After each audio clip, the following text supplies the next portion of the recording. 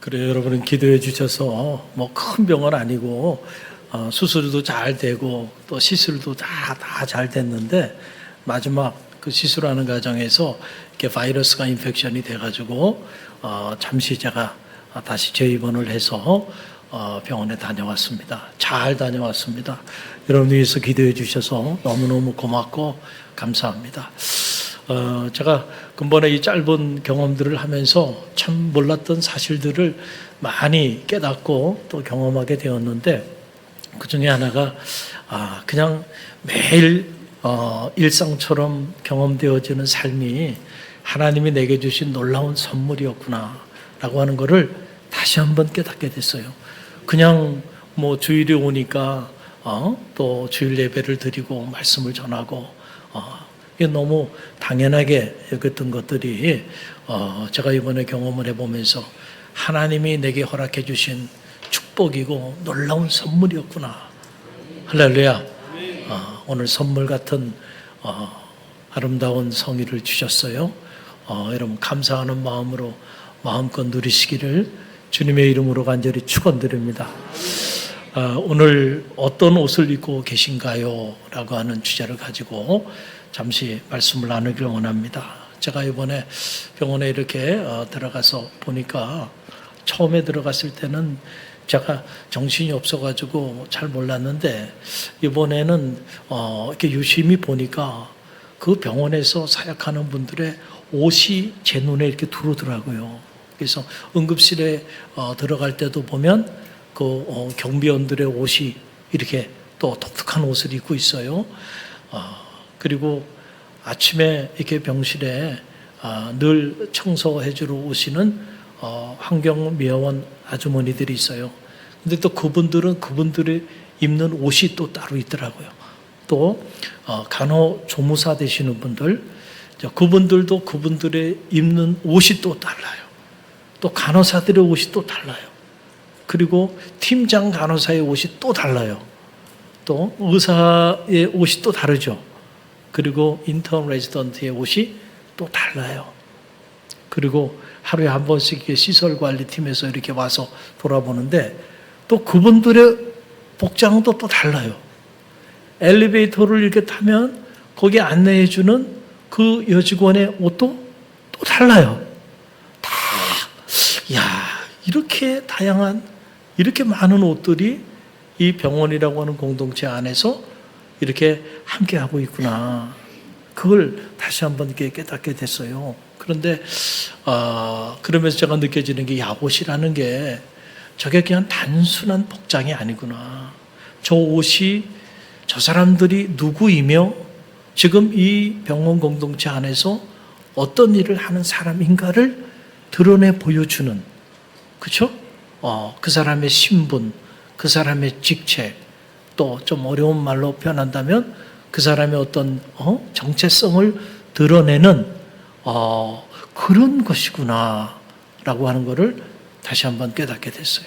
오늘 창세기를 읽으면서도 저에게 와닿는 내용 중에 하나가 옷이에요.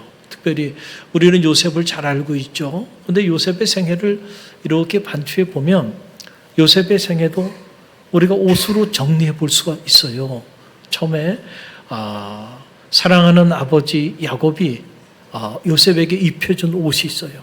여러분 그 옷이 창세기 37장 3절로 4절에 나오는데 저와 여러분이 함께 읽어보겠습니다. 요셉은 노년에 얻은 아들이므로 이스라엘이 여러 아들보다 그를 더 사랑하여 그를 위하여 어떤 옷을 채색 옷을 지었더니 그의 형들이 아버지가 형들보다 그를 더 사랑함을 보고 그를 미워하여 그에게 평안하게 말하게 할 수 없었더라. 아멘. 그 야곱이 늦지막히 낳은 아들이에요, 요셉이. 그러니까 이 아들이 요즘 말로 말하면 눈에 넣어도 아프지 않을 아들이야. 너무너무 사랑스러워, 요셉이. 그래서 아버지가 다른 형제들보다 누구를 더 사랑한 거예요? 요셉을 더 사랑했어. 그래서 요셉에게만 특별히 채색 옷을 지어서 입혔어요. 근데 그 모습을 형제들이 곁에서 본 거 아닙니까?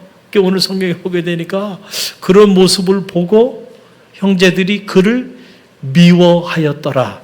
성경은 이렇게 기억하고 있어요. 여러분 가만히 보면요, 이 편애가 무서운 겁니다. 그렇죠? 여러분들이 누구만 특별히 더 사랑하게 되면 그 주변에 있는 사람들의 마음이 불편해지기 시작해요. 그래서 마음에 시기하고 질투하는 마음을 갖게 돼. 그래서 우리가 자녀들을 키울 때도 뭐 하면 안 돼요? 차별하거나 편애하면 안 돼. 그러면 다른 사람들이 힘들어져. 그래서 우리가 가급적이면은 다 같은 마음으로 사랑하려고 노력을 해야 돼요. 이게 형제시간도 말이에요. 형제시간도 야곱이 요셉을 더 사랑하고 그에게 아름다운 채색 옷을 입히는 순간 형들은 그를 미워하고 그에게 평안하게 말을 하지 못하게 되었다라고 하는 그런 얘기예요. 자, 이것이 여러분 화가 돼서 결국 요셉의 채색 옷은요, 여러분 갈기갈기 찢겨지고 맙니다. 우리는 자녀들에게 자녀가 너무 사랑하니까 자녀를 위해서 이런저런 채색 옷을 입혀줘요. 그 채색 옷이 영원하면 참 좋겠는데 죄송하지만 영원하지 않아요. 가장 가까이 있는 사람들로 인해서 찢김당할 수도 있다는 사실을 여러분 꼭 기억하시길 바랍니다. 여러분 그 내용이 창세기 37장 31절에 33절에 나와요. 함께 읽어봅니다.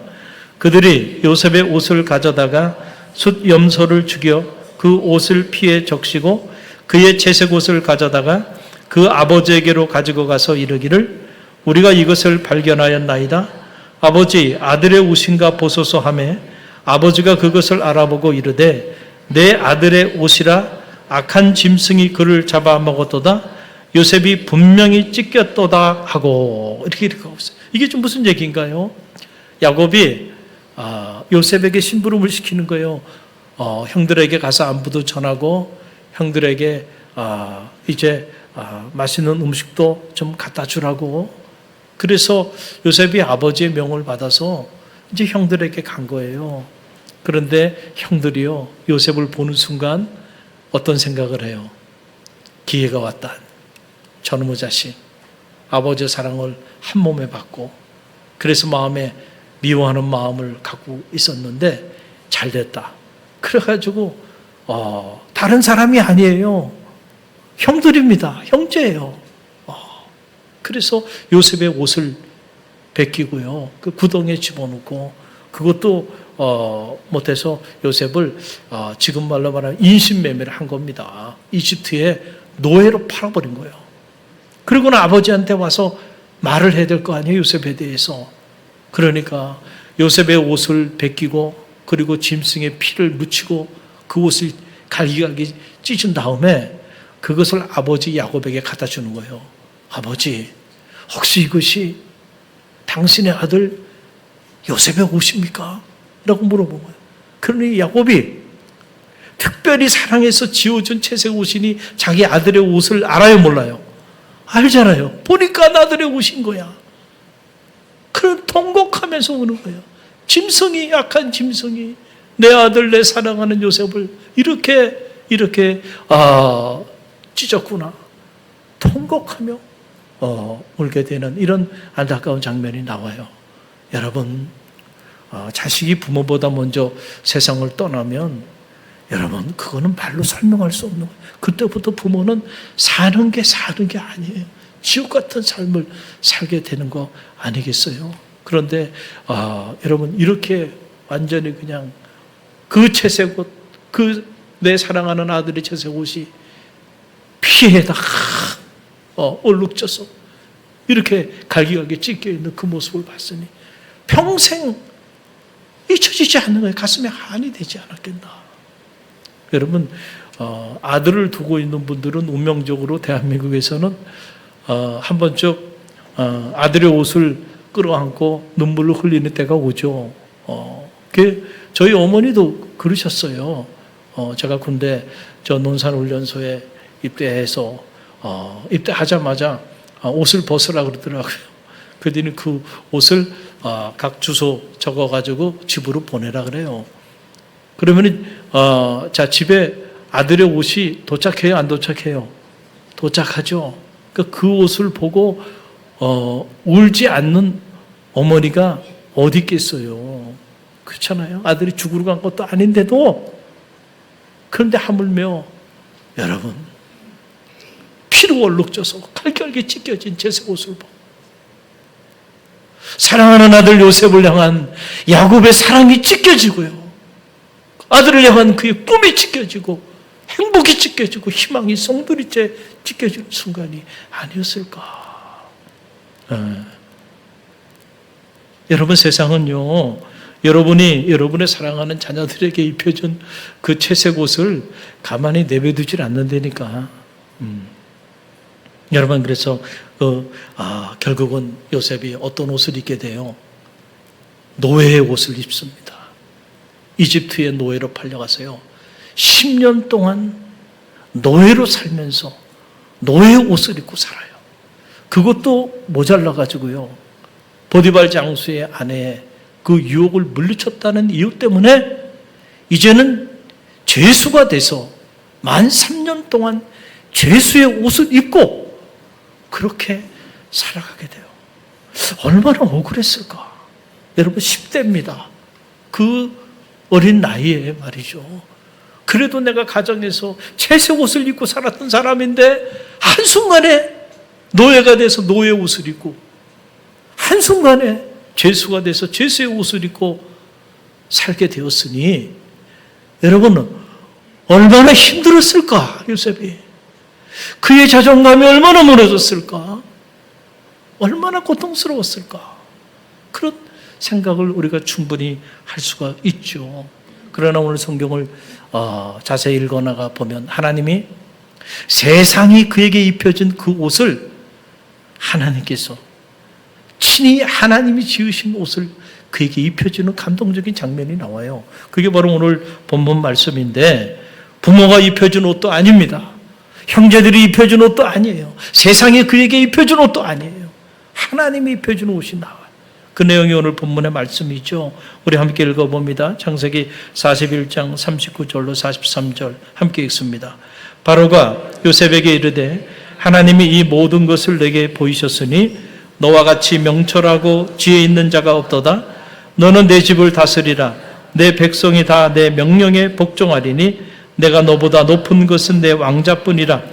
바로가 또 요셉에게 이르되 내가 너를 애굽 온 땅의 총리가 되게 하노라 하고 자기 인장 반지를 손에서 빼어 요셉의 손에 끼우고 그에게 세마포 옷을 입히고 금사슬을 목에 걸고 자기가 가진 버금 수레에 그를 태우매 무리가 그의 앞에서 엎드리라 하더라. 바로가 그를 애굽 온 땅의 총리로 세웠더라. 아멘. 요셉이 어떤 옷을 입게 됐어요? 세마포 옷을 입게 됐어요. 여러분, 세마포 옷은 아무나 입는 옷이 아니에요. 구약 시절에 하나님의 기름 부음을 받은 그런 지도자들에게 입히는 옷이 세마포 옷이야. 특별히 주의 종 제사장들이 입었던 옷이 세마포 옷이야. 또 신약에 보게 되면 예수님도 세마포 옷을 입으셨어요.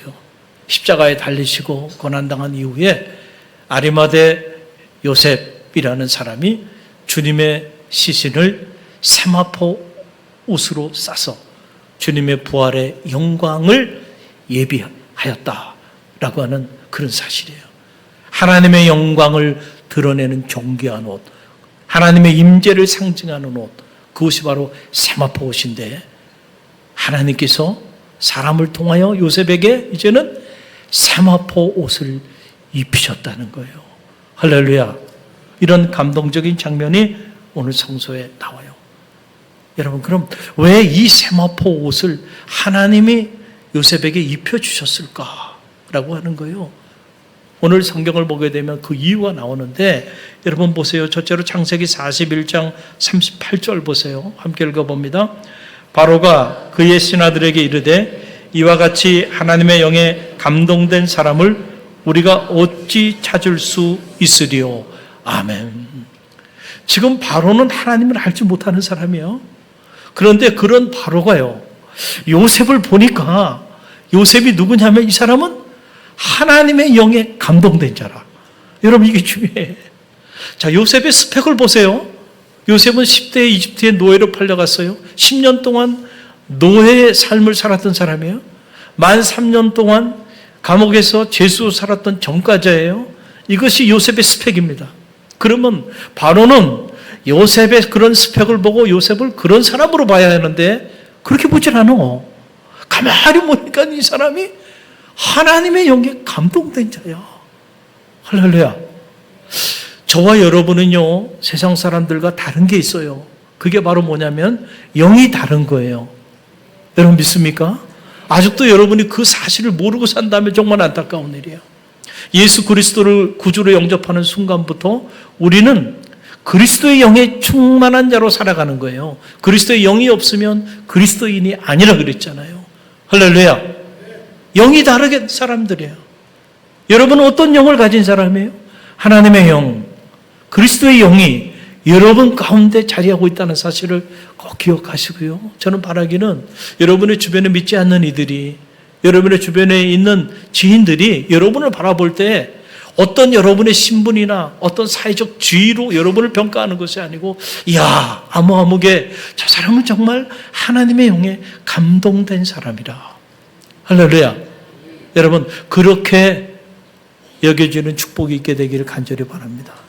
하나님의 영은 지혜의 영이죠.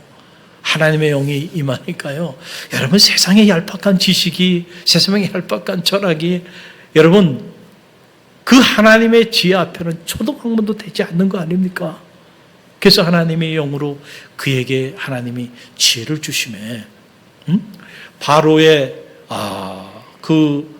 신하들의 꿈을 다 감옥에 갇혔어도 해몽하게 하고, 또 바로가 꾼 꿈을 이집트 전체 누구도, 이집트의 지혜로운 자들 다 모았는데도 그 꿈을 해몽하지 못해. 근데 그 꿈을 누가 해몽하게 해요?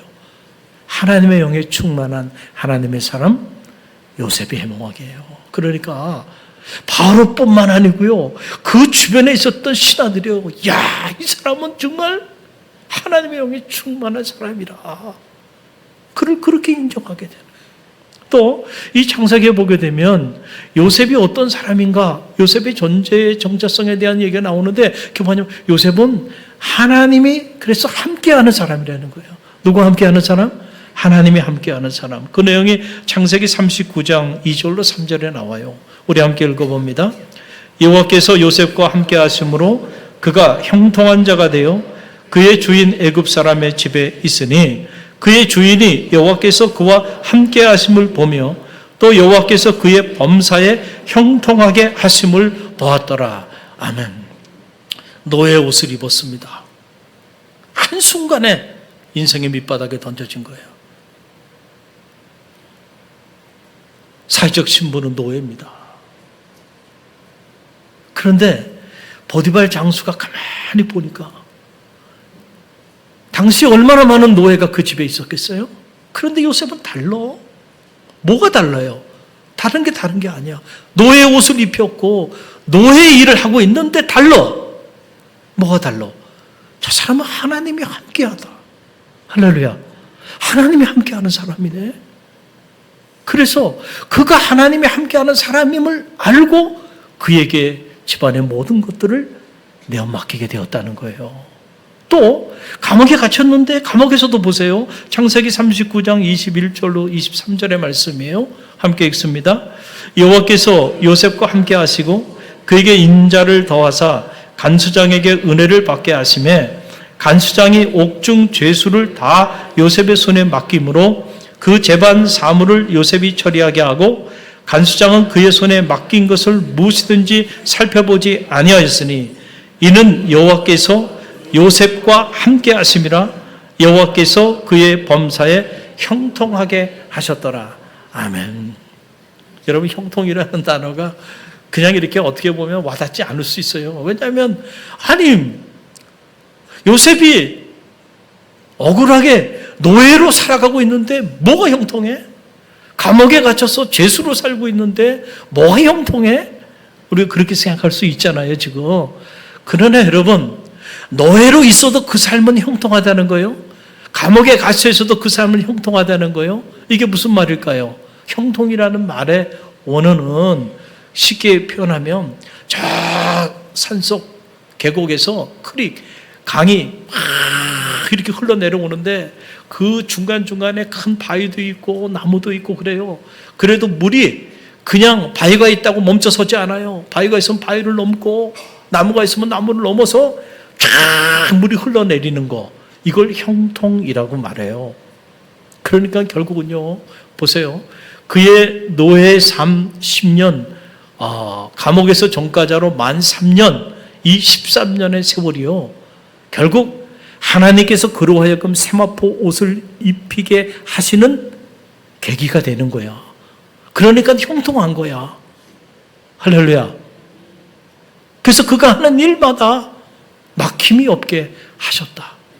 노예로 살아도, 죄수로 살아도 그의 삶은 하나님과 함께하는 하나님의 사람이라 하나님이 그를 여전히 축복하셨다라고 하는 그런 얘기예요.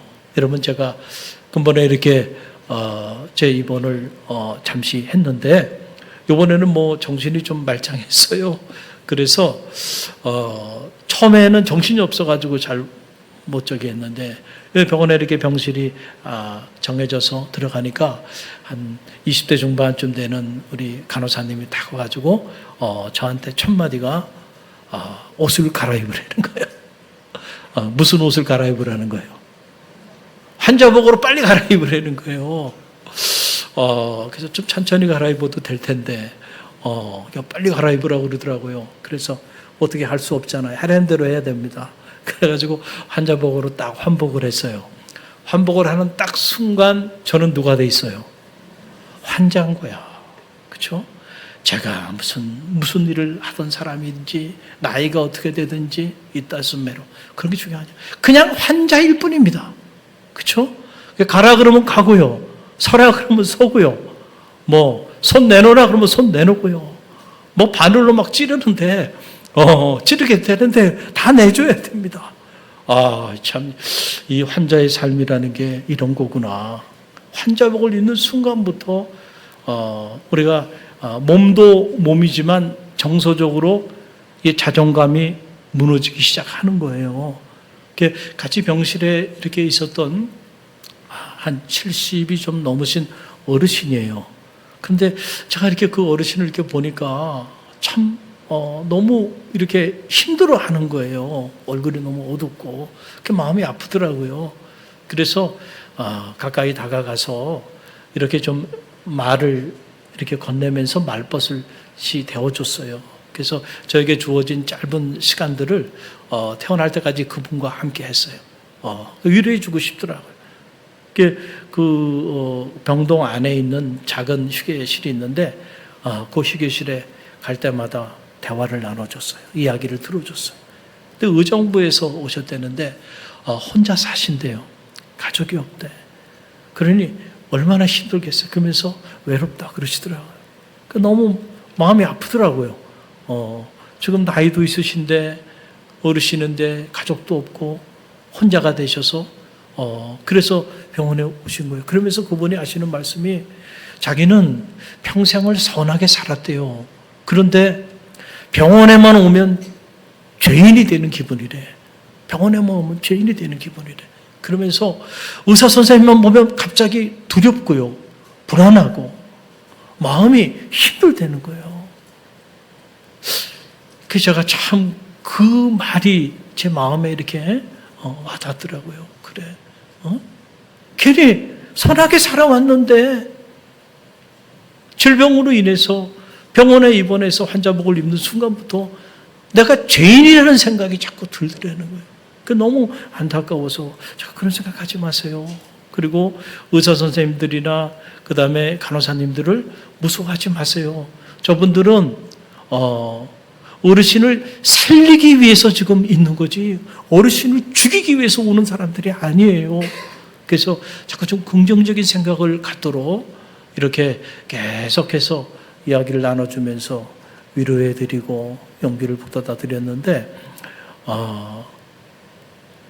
환자복을 입는 순간부터 우리는 나는 환자지. 그 생각에서 벗어나기가 어려운 거예요.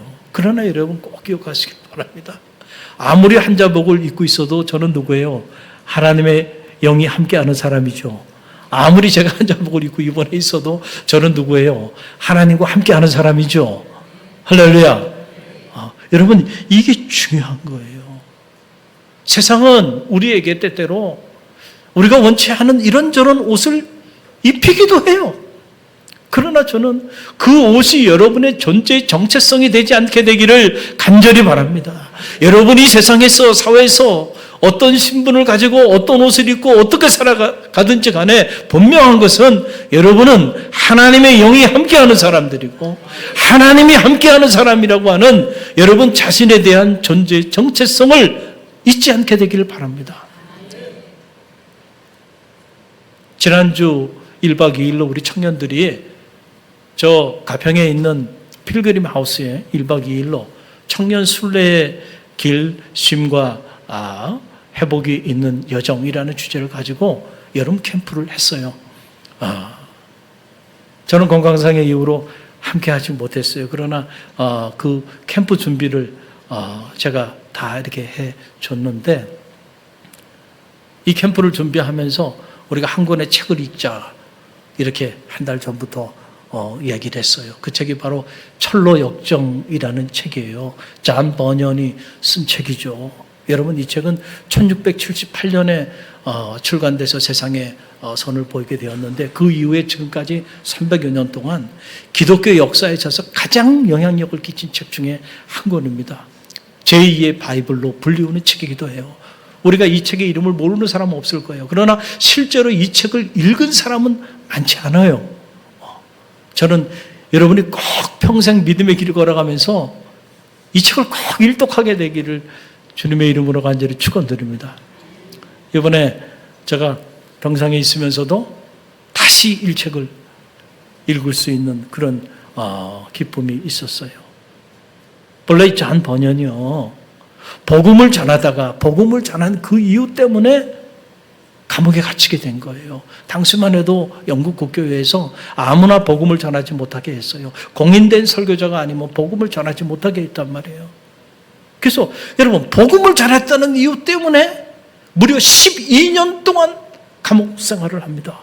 말이 됩니까? 얼마나 억울했겠어요. 12개월도 아니고 12년 동안 죄수의 옷을 입고 죄인으로 사는 거예요, 감옥에서. 그런데 잔 번연이 12년 동안 감옥살이를 하면서 그때 그가 두 권의 책을 읽게 돼요. 하나는 하나님의 말씀인 성서, 또 하나는 잔 폭스라고 하는 사람이 쓴 순례자 열전이라고 하는 이 두 권의 책을 읽게 돼요. 12년 동안. 그러면서 큰 영적인 회심을 하게 됩니다. 그리고는 그 12년의 감옥생활 속에서 쓴 책이 철로역정이에요. 말씀을 통하여 하나님을 만나니까요, 이제는 그 감옥이 그에게 더 이상 감옥이 아니야. 그것이 이런 보배 같은 불후의 명작을 남기는 이런 작품을 쓰는 그런 집필 장소로 변화되기 시작하는 거예요. 세상 사람들은 그에게 죄수의 옷을 입혔지만은, 그리고 그를 감옥에 집어넣었지만은, 그러나 말씀을 통하여 하나님을 만나니까요, 더 이상 그가 죄수의 삶을 살지 않은 거예요. 그래서 그가 자기의 12년의 그 감옥 생활을 회고하면서 잔번연이 그의 회고집에 썼던 내용이 있는데 일부만 제가 읽어드리면 이런 내용입니다. 한번 여러분 들어보세요. 사실 나는 그때처럼 하나님의 말씀에 깊이 심취한 적이 없었다. 전에는 별 의미 없어 보이던 말씀들이 생생하게 다가왔다. 말씀 속에서 만나는 주님과의 깊은 교제는 그 어떤 두려움과 불안도 물리치게 했고 나를 확신 가운데 거하게 했다. 감옥살이는 고통스러웠지만 나는 고통 속에서도 하나님의 은혜의 깊이를 세심하게 느낄 수 있었다. 그런 은혜로 나는 감옥생활 내내 세상 그 어떤 자유와 기쁨과도 비교할 수 없는 잔잔한 평안과 기쁨을 느낄 수 있었다. 히브리서 13장 6절은 감옥 생활 내내 내게 큰 힘이 되었다. 그러므로 우리가 담대히 말하되 주는 나를 돕는 이시니 내가 무서워하지 아니하겠노라. 사람이 내게 어찌하리요. 할렐루야. 말이 그렇죠. 12년 동안 제수의 옷을 입고 너무도 억울하게 감옥 생활을 했어요. 그 절망의 시간에, 그 고통의 시간에 그 하나님의 말씀을 만나니까요, 더 이상 그것이 감옥이 되지 않았다는 거예요. 그는 더 이상 죄수로 살지 않았다는 거예요. 하나님이 함께하는 사람, 하나님의 영에 감동된 사람. 그래서 그 감옥살이 하는 동안에 철로 욕정이라고 하는 이 어마어마한 책을 집필하게 되었다는 거예요. 감동이 되지 않아요? 추록 이후에 찰스 2세가요, 종교 관용령을 선포하게 돼서, 그가 원래는 배움이 없는 사람입니다. 이런 가전제품 고장나면 수리하는 팅커라 그러죠. 땜쟁이였습니다. 가난한 영국 작은 마을에 태어나서 그랬던 사람인데, 그 사람이 하나님을 만나요, 감옥에서. 그러고는 철로 역정뿐만 아니고 그가 추록 이후에 무려 60여 권이 넘는 그런 어마어마한 기독교 영성가로 귀한 책들을 남기고요.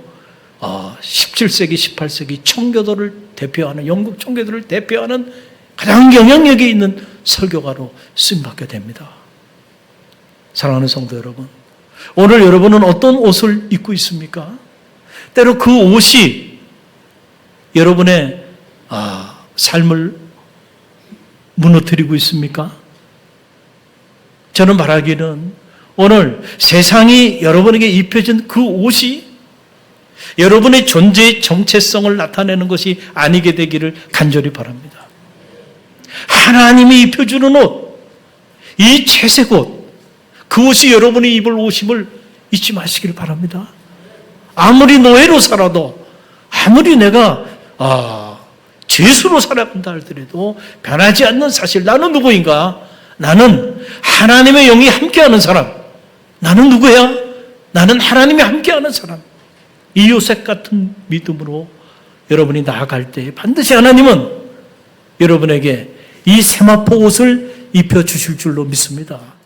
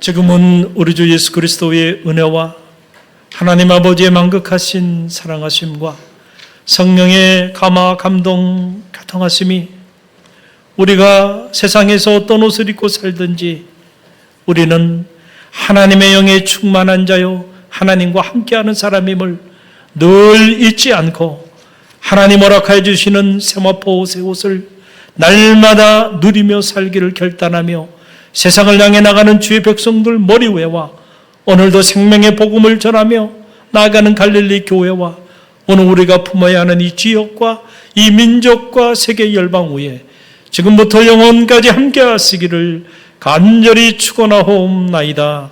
아멘.